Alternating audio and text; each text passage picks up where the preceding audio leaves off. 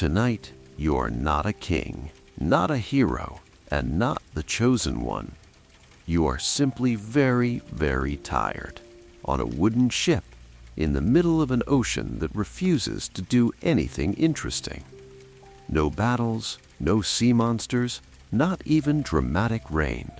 Just creaking timber, lazy waves, and a crew of historical individuals who are doing their absolute best to be strange, uncomfortable, and mildly disappointing. Perfect conditions for sleep. So lower the lights, let the room grow soft, and allow the sea to move a little slower than your thoughts. Good. Let's climb aboard. Hello, my friend. Come in quietly. Mind the rope by your feet. People have been tripping over that rope since approximately the invention of rope. You made it just in time for the night watch, which is excellent news if you enjoy standing upright while nothing happens for several hours. Above you, the sky is enormous, ridiculously generous with stars, the sort of sky that makes poets emotional, and sailors wonder if they remembered to tie something important down. The ship rocks with the confidence of a cradle that has unionized. Easy left, easy right. Wood murmurs to itself. Water whispers against the hull. And somewhere in the dark, a man sighs the sigh of someone who has realized he is awake while everyone else is absolutely not. That man is Thomas. Thomas is our guide tonight, not because he is special, but because he drew the short straw. Thomas is a sailor of the late 18th century variety. He smells like rope, salt, and decisions that were made because land was expensive. He is wrapped in a coat that has seen better centuries. His hat has personality, but no structure. His boots are performing a long-term study on dampness. He stands near the railing, gazing into the heroic distance. The heroic distance, in this case, is just water. More water than feels necessary. He listens to the sails breathe. Canvas shifts softly, like an elderly relative adjusting in a chair. Behind him, below deck, the crew sleeps in layered rows, stacked like human paperwork. Gentle snores rise through the hatch. Someone mutters about soup. Thomas would love to be muttering about soup, but Thomas is on watch, which means Thomas is paid in responsibility instead of blankets. He checks the lantern. Still glowing? Good. If it went out, he would have to relight it, and that would involve movement, possibly bending, maybe even a ladder. No one wants that kind of ambition at this hour. The sea, pleased with itself, remains perfectly calm. A captain somewhere once prayed for conditions like this. Unfortunately, the captain is asleep, and Thomas is the one experiencing them. History is funny that way. Thomas leans on the railing. The water below reflects the stars so clearly that it feels as if the ship might fall upward. For a moment, he imagines gravity giving up. Honestly, he would respect that. Now, while Thomas practices staying conscious, let's gently drift towards someone who is very much unconscious, the captain. Ah, yes, Captain Edmund Bartholomew Fitzwilliam Hawthorne III. A name so long it requires its own luggage. Let's float down to the captain. The captain sleeps in a cabin that is technically private and emotionally damp. He lies in a narrow bed while the ship writes small wooden complaints around him. He snores with authority. Even unconscious, he radiates paperwork. Now, our captain comes from a noble family, a long, proud line of individuals who married exclusively within a distance measurable by polite walking. The family tree is less a tree and more of a wreath. Generations of chins have been negotiating with generations of noses. Portraits at home show many expressions, all of them related. Edmund himself was called the Promising. History loves optimism. As a boy, tutors praised his posture, his manners, and his remarkable ability to feint near responsibility. He inherited command not because he burned with naval genius, but because everyone ahead of him politely expired. This is what scholars call upward mobility. To be fair, he is not terrible. He knows which direction is forward on most days. He can sign things with dramatic confidence. And he has mastered the ancient maritime art of looking thoughtful while others work. Tonight, he sleeps beautifully, dreaming perhaps of promotions or soup. Everyone dreams of soup eventually. Above, Thomas rubs his face, still awake, tragic. He walks slowly across the deck. Boots whisper. Boards respond with mild existential concern. He passes the coils of rope. He nods to them. They remain rope. Teamwork. A bell marks the hour. It rings out across the water and disappears into infinity, where it will bother absolutely no one. Thomas listens to the echo fade. Good bell, strong performance. He checks the horizon again. Nothing. No sails, no storms, no divine interventions. Just the quiet, steady agreement between ship and sea to behave. Honestly, suspicious. Meet the aristocrat who absolutely should not be here. Near the stern, wrapped in more fabric than weather requires, lies a passenger. Lord Percival Montague, a man built almost entirely from inheritance. He is traveling for reasons described officially as experience and unofficially as please leave the estate for a while. Percival wanted adventure. He imagined dramatic sunsets, heroic gestures, perhaps being admired by wind. Instead, he discovered waiting. So much waiting. Waiting while damp. Percival had prepared for hardship. He brought 12 jackets. None of them solve ocean. He tried giving orders on the first day. The sailors responded with a look normally reserved for decorative vegetables.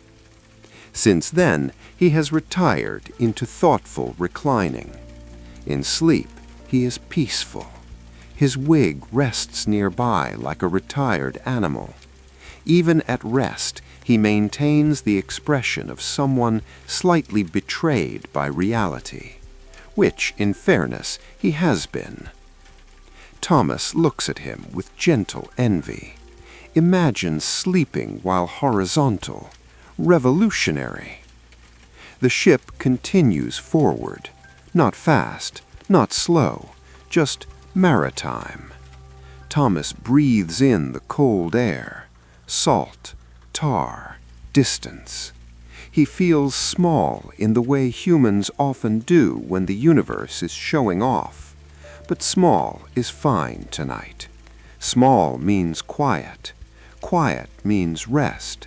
And rest, eventually, will come for Thomas, just not yet.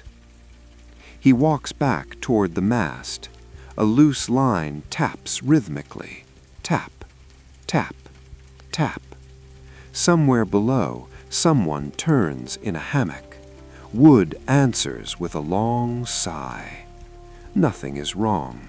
Nothing is happening. History, for once, has decided to whisper instead of shout. And Thomas, brave guardian of uneventful water, stands in the middle of it. Hero of absolutely nothing. Magnificent. The stars drift. The lantern hums. Time loosens its collar. And we will stay with Thomas a little longer before the night decides to continue, but that will belong to the next stretch of our voyage.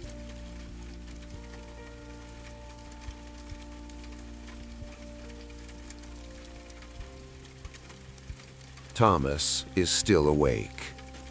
A heroic failure. The lantern still glows. The ocean still oceans. Somewhere far away, a wave considers becoming dramatic, then remembers the theme of tonight and politely lies back down. Thomas approves. He has reached that stage of tired where the brain becomes philosophical about absolutely nothing. Was that star always there? Is that cloud new? If he slowly turned into a barrel, would anyone notice before breakfast? Important questions. None urgent. He strolls toward the quarterdeck, mostly to convince his legs they remain employed. Above him, the sails hang like enormous sleeping ghosts. Every so often they shift, stretch, and settle again. The ship is comfortable. That is suspiciously kind of it. Thomas checks the compass, still pointing in a direction that experts have previously agreed is useful. Excellent. He nods at it in professional friendship. Now, while Thomas continues supervising the entire Atlantic by himself, let us glide gently toward a pocket of the ship where rank, title, and common sense are all arranged in decorative piles. The officer's cabin. The lieutenants resting bravely.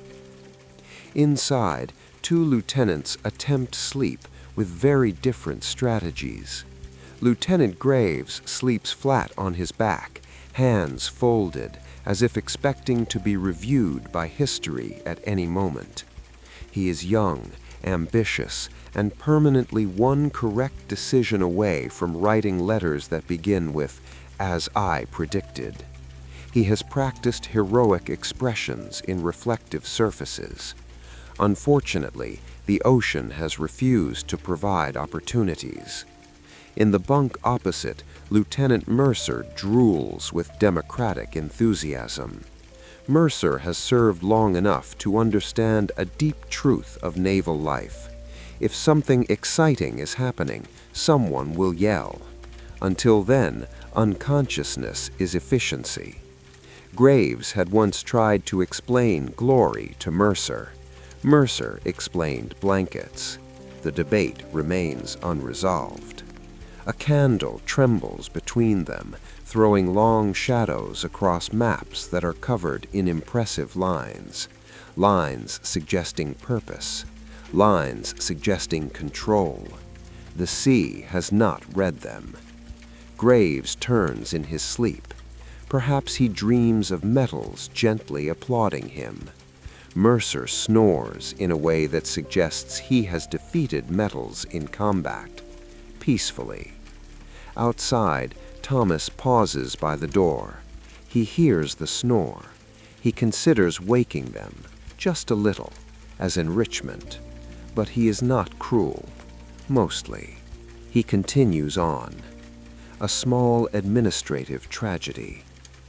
Near the steps, the purser sits at a tiny desk, awake, unfortunate. The purser is surrounded by papers, ink, and the slow collapse of optimism. He counts supplies by candlelight, barrels of flour, salt beef, biscuits that could legally apply for retirement. He writes numbers in a careful hand. Numbers are comforting. They stay where you put them, unlike sailors. The purser once imagined adventure. Instead, he achieved arithmetic. A man named Wilkes snores, stops, considers life, then resumes. Another curls tighter in his blanket, defending heat like a dragon guarding treasure. No one is glamorous. It is wonderful. You might imagine sailors as loud, rough, heroic creatures. At night, they become a collection of very polite potatoes, arranged gently, breathing. The air smells of tar, wool, humanity, and patience. The beams overhead creak with parental caution. Everything is contained. Nothing demands performance. Let's drift back to Thomas. Still there, incredible commitment. He leans against the mast and watches the horizon attempt to remain a horizon. It is doing very well. He feels the slow roll beneath his boots. Left, right. Time becomes wide. He thinks of home, not dramatically, just a chair, a table, a door that does not travel internationally. Nice things. Then he remembers he once complained about boredom. The universe heard. The universe delivered aggressively. Thomas pulls his coat tighter. The stars burn with ancient confidence. They have been here long before ships, long before titles, long before anyone decided to alphabetize power. They will remain after Thomas invents new ways to be tired. Comforting in a way, exhausting in another. He yawns, a masterpiece, a royal detour because history cannot help itself. Now, while Thomas negotiates with consciousness, let us gently float toward a portrait hanging in the captain's cabin. A relative. Of course, there is always a relative. Lady Arabella Hawthorne, remembered officially as beloved, remembered privately as very committed to drama in rooms that did not request it. She lived in silk, opinions, and a constant state of emotional weather. Arabella believed she deserved excitement. History gave her paperwork and a husband who organized spoons recreationally. She fainted artistically. She recovered competitively. She wrote letters describing suffering caused primarily by upholstery. And yet she was important. Her marriage aligned estates, consolidated influence, and ensured future generations would continue resembling each other with impressive dedication. Without Arabella, there would be no Edmund. Without Edmund, Thomas might be asleep. So really, this is her fault. Thank you, Arabella. Rest gently, preferably elsewhere. Back on deck, Thomas shifts his weight. The wood is cool. The night is endless, but in a friendly way.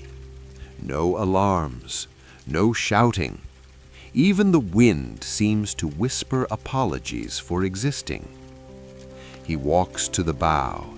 Water parts with luxurious laziness. The ship leaves a glowing path behind it, like memory deciding to be beautiful for once. Thomas feels it, the strange peace that only comes when nothing can be fixed because nothing is broken.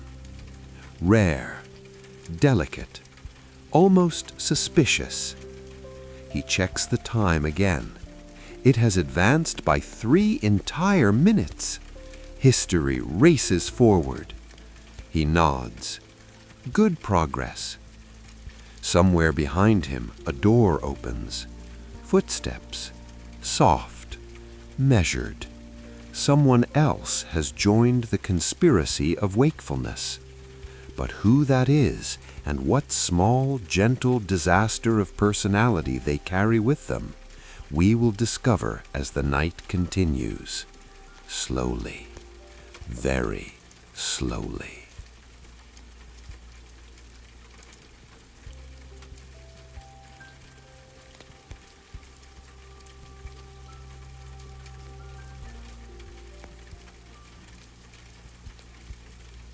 The footsteps approach with the confidence of someone who regrets being awake, but is trying to do it professionally. Thomas turns. Out of the dark emerges the ship's surgeon, Mr. Elias Finch, a man shaped like insufficient sleep, wrapped in responsibility. Finch carries a lantern and the expression of someone who has spent a career being introduced after the interesting part. Storm, after. Battle, after. Falling off something ambitious, definitely after. Tonight, there has been none of that, which makes him suspicious. Evening, Finch says quietly, a greeting so soft it almost returns to his mouth for revision. Thomas nods. They stand together for a moment, united in the ancient maritime tradition of staring at water as if it might apologize. Finch inhales the cold air.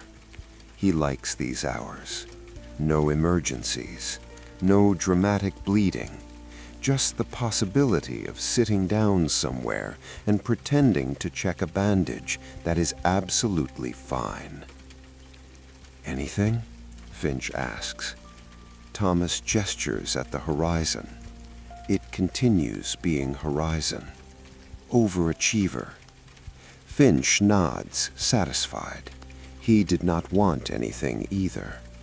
They lean on the rail. Two men temporarily promoted to furniture. The slow art of conversation. They try speaking for a bit. It goes badly. Not because they dislike each other, but because nothing has occurred in several nautical miles. Thomas considers saying, "beautiful night," but it feels too ambitious. Finch almost says, "could be worse," but the sea might hear. So they settle on silence. Professional, reliable, very affordable. Somewhere a rope taps. The mast answers with a long wooden murmur. The lantern flame bends and recovers, like it remembered posture matters. Finch yawns. It unfolds slowly, thoughtfully, with narrative commitment. Thomas respects it. Finch, briefly, in history. Finch was not born wanting to be at sea. He had imagined a small practice on land, a chair, a window, patients who arrived horizontally by choice. Instead, life guided him into naval service, where privacy is theoretical and everyone is either fine or catastrophically memorable. He has removed objects from places. He has sown things that objected. He has listened to heroic last words that turned out to be about sandwiches. Tonight, though, he is simply a man leaning on wood while the universe practices minimalism. Good shift. 5 stars.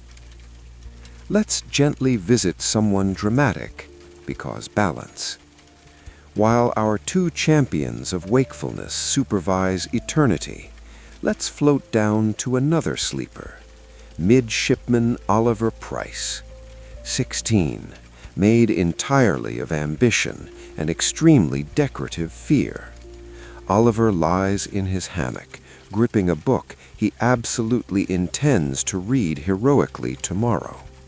He joined the Navy for glory, for promotion, for the chance to stand on something tall and shout nouns. Instead, he has discovered hierarchy, which is like glory, but with more weighting and fewer verbs. Earlier, he asked Lieutenant Graves how long it takes to become famous. Graves answered, years. Oliver nearly resigned. In dreams, Oliver commands fleets. In reality, he has recently been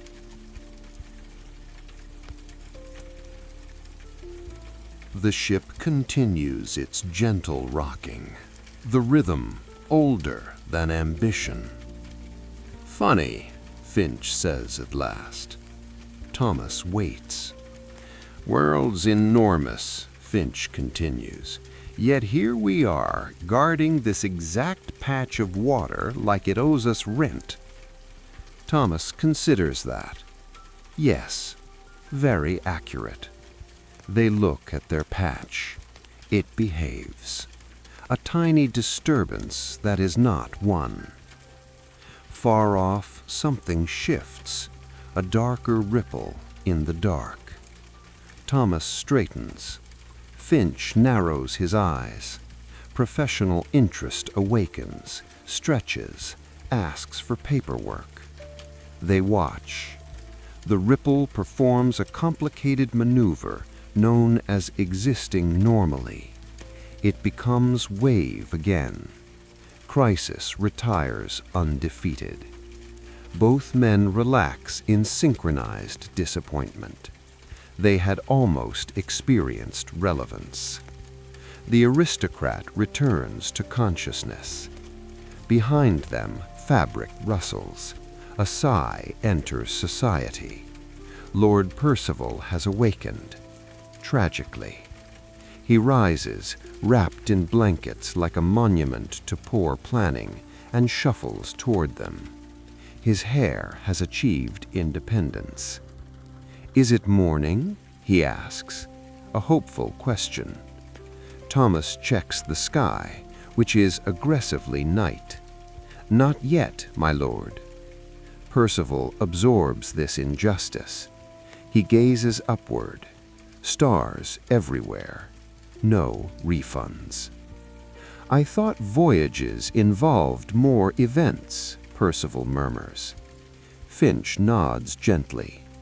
"Yes, my lord, they are very considerate about spacing them out." Percival leans on the rail. For a moment he is quiet. Just another human being, dwarfed by the architecture of forever.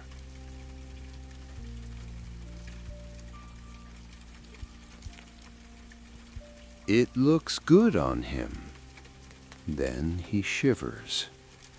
Forever is cold.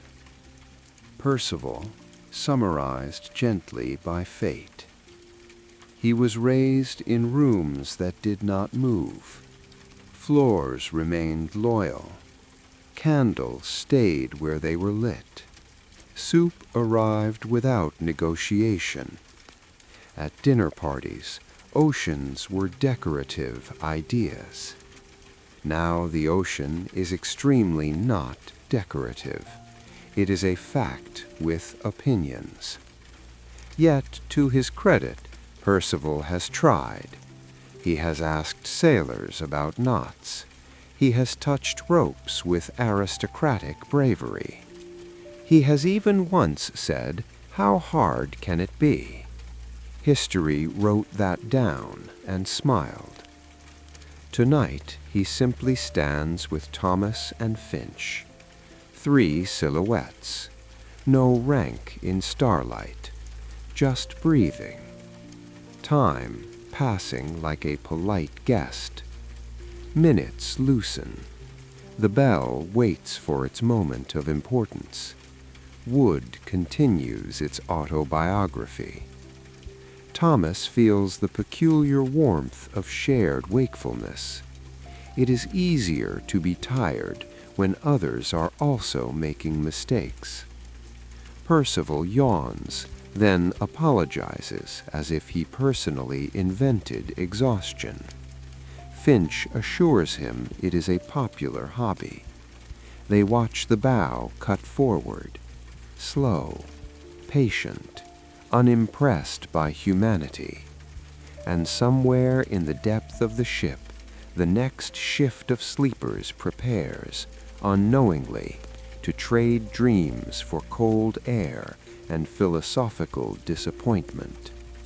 But not yet. Let them have a little longer. The night is still wide, still generous, still mostly about nothing. And in that nothing, our small collection of historical accidents continues floating, safely, sleepily, almost tenderly.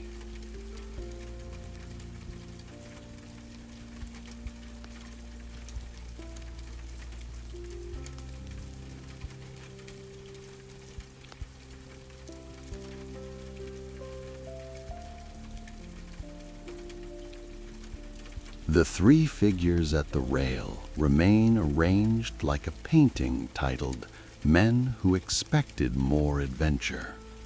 Thomas, Finch, Percival. Behind them, the ship breathes in long wooden sentences. Above, the stars continue their ancient policy of shining without consultation. But something has changed, very slightly. The black of the sky has softened. Not brighter yet, just less certain.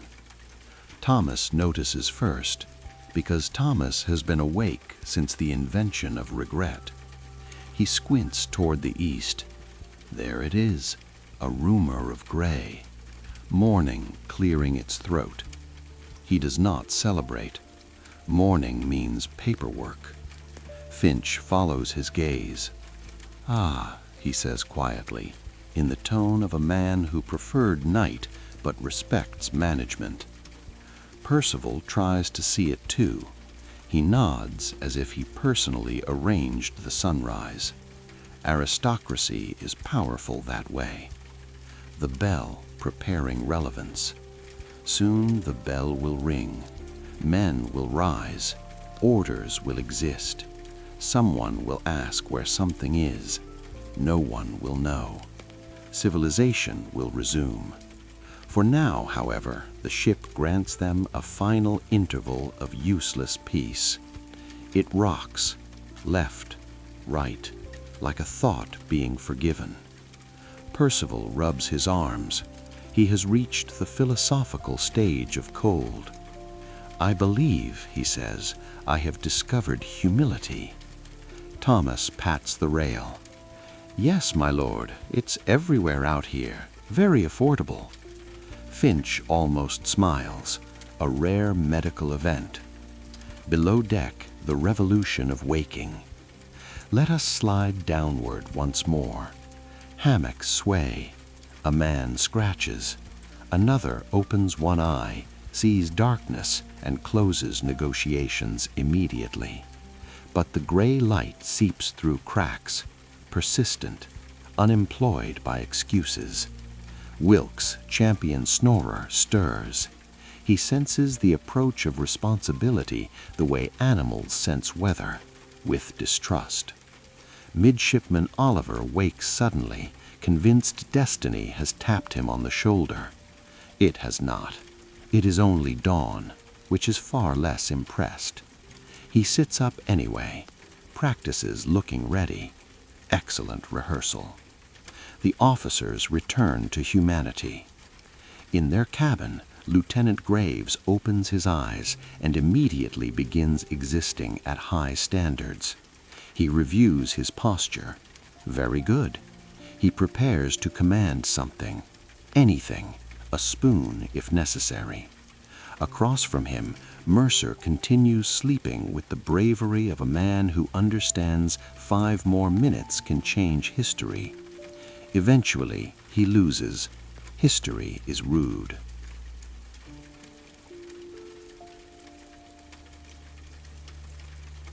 The portrait of Arabella observes all of this without helping. In the captain's cabin, Lady Arabella remains framed in eternal silk judgment. Dawn touches her painted cheek. She still looks disappointed. Generational talent. Beneath her, Captain Edmund Hawthorne III shifts in bed. He wakes slowly, like a government. He sits up, considers existence, remembers he is in charge. Tragic. He reaches for his wig. It waits loyally, unlike the sea. Back on deck, the end of magic hours. Thomas exhales. Night is retreating. He feels it, the delicate invisibility of his watch dissolving into tasks with verbs.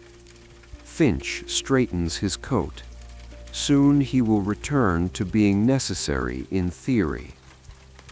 Percival prepares to shiver in daylight, which is somehow less poetic.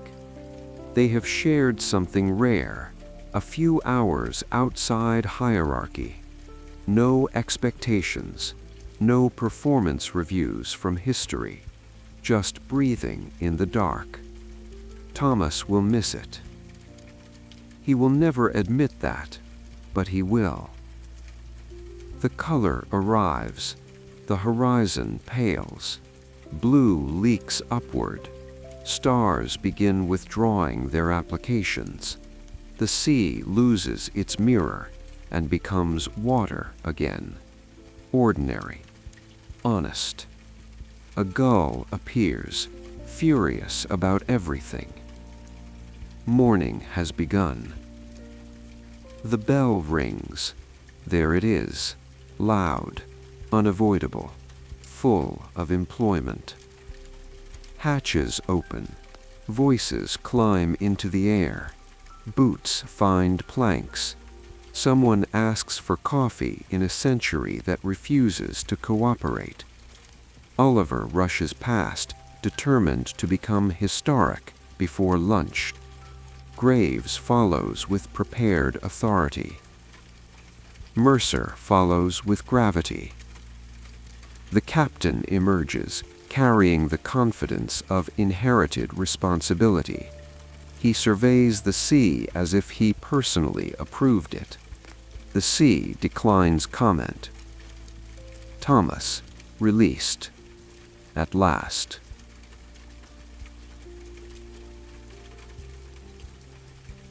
Relief arrives in the shape of another sailor coming to take his place.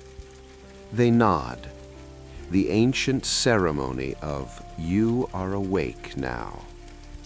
Thomas stretches. His bones write complaints. He has survived the night. Nothing happened. Perfect success. Finch pats his shoulder and disappears below, hoping desperately that everyone remains impressively uninjured for at least an hour. Percival wanders after him, already preparing letters about spiritual growth and dampness. Thomas lingers a moment longer. He looks at the water, now bright, now busy, now ordinary. But he knows what it was in the dark. Endless, tender, large enough to hold every mistake quietly. He nods to it, professional courtesy.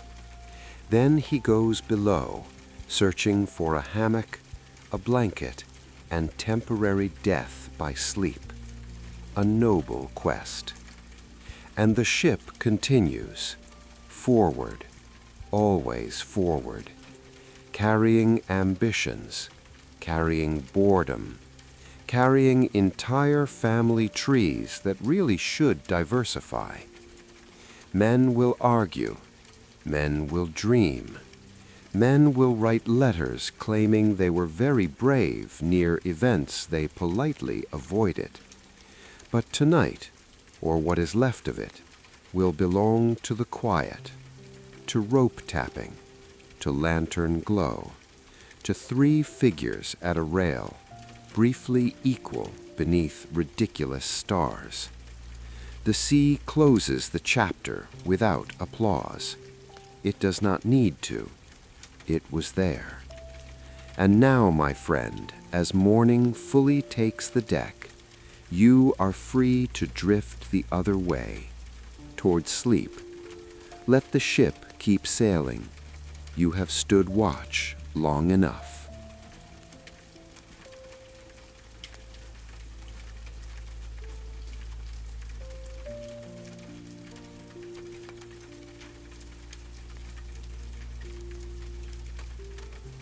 You would imagine that once morning arrives, a story ends. Light comes in, people wake up, responsibilities put their boots on. Very tidy, very reasonable. History loves pretending it behaves like that. But ships, like people, keep carrying the night inside them long after the sun has started bragging. Thomas is asleep now, magnificently, spread in his hammock with the deep commitment of a man who has argued with consciousness and won. Around him, the ship is alive with daytime. Orders move, buckets travel with purpose. Someone important is explaining something unnecessary. Thomas hears none of it. He has entered that sacred territory where the brain closes its office and hangs a sign that says, "Return later with quieter problems." His mouth is slightly open, a masterpiece of trust. Above deck, the captain is already awake in the complicated way leaders prefer. He stands with hands behind his back, chin raised, performing responsibility at the ocean. The ocean, as always, is underwhelmed. Edmund Hawthorne III feels good in the morning light. Daytime simplifies things. At night, thoughts become enormous. Stars ask philosophical questions. Morning asks for signatures. Much better. He has coffee. It is terrible. He drinks it with inherited bravery. Nearby, Lieutenant Graves has begun his daily campaign to be noticed by history. He holds a telescope in a manner suggesting destiny might wave back. It does not. Still, posture exceptional. Mercer supervises a coil of rope, not because it requires supervision, but because standing near rope looks nautical and therefore productive. He is a genius of survival. Percival writes a letter. Ah, yes, our aristocratic volunteer of damp experience. Lord Percival Montague sits at a small table, wrapped in blankets he now refers to as field garments. He writes home. Dearest Mother, the sea continues. A powerful opening. He describes the night watch, the stars, the terrible democracy of cold. He suggests he has grown. He has, in fact, shivered. Growth adjacent. He pauses often, staring out the small round window, hoping for metaphor. The ocean provides water. Again, uncooperative. Still, he will remember the rail, the silence, how titles dissolved in darkness. He will never admit he liked it, but it will sit with him years later in rooms that do not move. Finch, hero of nothing happening. The surgeon performs rounds. This is mostly walking and hoping. He peeks at bandages. Still attached? Beautiful. He nods at sailors who are aggressively alive. They nod back, trying not to require anything medical out of politeness. A strong community. Finch feels rested in a way he cannot explain. Perhaps it was the stars. Perhaps it was not being screamed for. Either way, he accepts the miracle. The ship remembers the night. Even in daylight, traces remain. Lanterns hang cooling. Dew clings to rope like the last thoughts of dreams. Boot prints mark where Thomas stood for hours, defending the concept of horizon. If you looked closely, you could almost see it, the invisible shape of quiet. But day crews are talented at forgetting magic. They scrub, they haul, they transform poetry back into equipment. Necessary work. let us speak softly of time. Ships move forward, always, but memory drifts differently. It loops, it returns, it stands again at the rail while the stars reopen above it. Years from now, Thomas will remember this night. Not the exact date, not the wind direction. He will remember the feeling, how enormous the world was, how small he felt, how strangely safe that smallness became. He might be older, on land, in a chair that behaves. He will pause in conversation, lost for a moment in black water and lantern glow. Someone will ask what he is thinking. He will say, nothing, which is true and not. Oliver, preparing legend. The boy midshipman practices commands under his breath. He imagines future interviews. Yes, he was brave. Yes, it was difficult. Yes, the night was very night-like. He does not yet understand that history is mostly waiting, punctuated by paperwork. He will, tenderly. Above them all, morning hardens.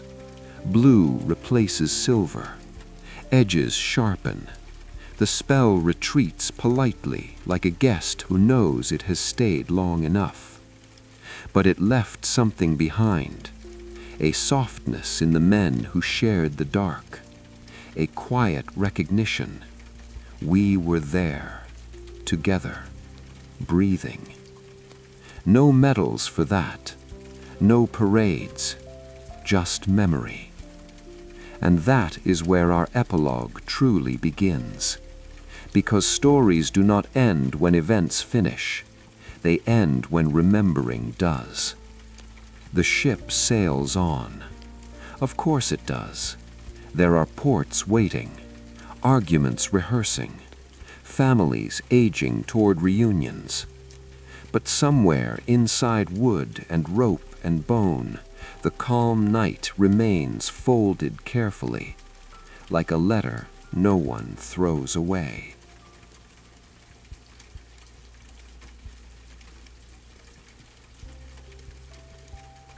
The morning has fully arrived. Sunlight no longer flirts, it stakes a claim. The men on deck move like clockwork, but somewhere inside, the night is still present. Thomas, curled in a corner of the hammock, stirs lightly, his mind catching the echoes of stars he hasn't seen for hours. He opens one eye, sees the rope coils, the glint of brass, the soft sway of the deck, and smiles faintly, because he knows he is still carrying the night, even in the day. Edmund Hawthorne III has gone to his cabin for a second cup of coffee, still terrible, still brave, yet now he hums, small, careless notes, a lullaby for himself or for the ocean. The weight of responsibility has softened just enough for a tune to slip between his thoughts. Morning is demanding, yes, but it does not touch what they carried from the dark. Lieutenant Graves adjusts his telescope and squints at the horizon. Destiny does not wave, but he does not flinch. His hands remember the curve of the instrument. The telescope has become less a tool and more a companion. He will tell people later that he saw nothing, but he will remember the tilt of the waves, the quiet weight of the universe above him, the small perfection of a single line of sight across endless water. Percival Montague, letter finished, folds the page carefully. He has written of wind, cold, and stars, but what he leaves unsaid is larger. He tucks the letter into a pocket and breathes in the smell of salt and wood. Growth is subtle, and sometimes it arrives wrapped in discomfort. He is already remembering the night as a thing apart, a private treasure of consciousness. Finch walks among the sailors, nodding, murmuring, performing the ordinary miracles of care. A bandage is checked, a cough is noted, and yet he too carries fragments of the night. Every measured step on deck is tinged with memory, the silent watch, the steady pulse of the ship, the rhythm of his own breath matching the stars' invisible pulse. He has seen how small actions in darkness can shape the way men face light.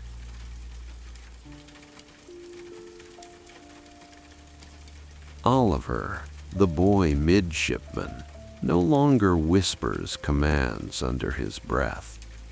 He stands, practicing only when no one is looking, smiling faintly as he imagines the calm of night translating into competence in the day.